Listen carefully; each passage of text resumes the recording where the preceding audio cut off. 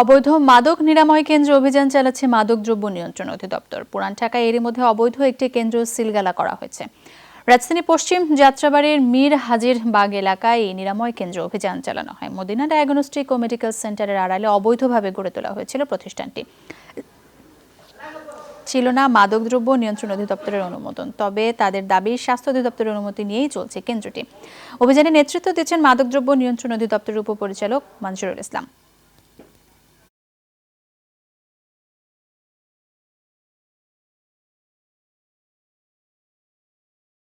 হ্যাঁ, বিষয়ে আরো জানাতে আমাদের সাথে যোগ দিচ্ছেন সহকর্মী রিয়াজ রায়হান। রিয়াজ, অভিযানের সবশেষ খবর আপনার কাছে জানতে চাই। এখন পর্যন্ত মোট কয়টি প্রতিষ্ঠানকে আসলে সিলগালা করা হয়েছে?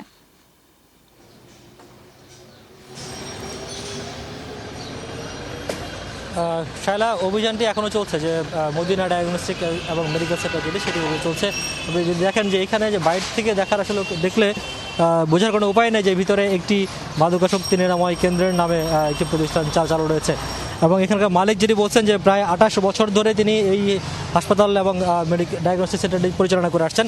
তার মধ্যে গত 14 বছর ধরে, অর্থাৎ 2005 পর্যন্ত স্বাস্থ্য অধিদপ্তরের অনুমতি ছিল, কিন্তু 2006 থেকে যেহেতু মাদকদ্রব্য নিয়ন্ত্রণ অধিদপ্তরের অধীনে চলে এসেছে মাদক শক্তি নিরাময় কেন্দ্রগুলো, সেই তখন থেকে এখন পর্যন্ত অর্থাৎ প্রায় 14 বছর ধরে তার কোনো ধরনের লাইসেন্স নেই, অর্থাৎ তিনি অনুমোদন ছাড়াই এই কেন্দ্রটি পরিচালনা করে আসছেন। এবং সেখানে যারা আছেন তাদের সাথে আমরা কথা বলেছি।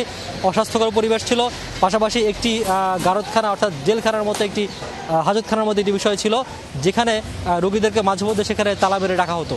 তো এই ধরনের অনিয়মের অভিযোগে তাদেরকে সিলগালা করে, প্রতিষ্ঠানে সিলগালা করে দেওয়া হয়েছে। সিলগালা করে কিছুক্ষণের মধ্যে হয়তো আরেকটি আশপাশে যে আরেকটি নিরাময় কেন্দ্রের খোঁজ পাওয়া গেছে, সেখানে অভিযান পরিচালনা করা হবে। শায়লা। রিয়াজ, ধন্যবাদ আপনাকে।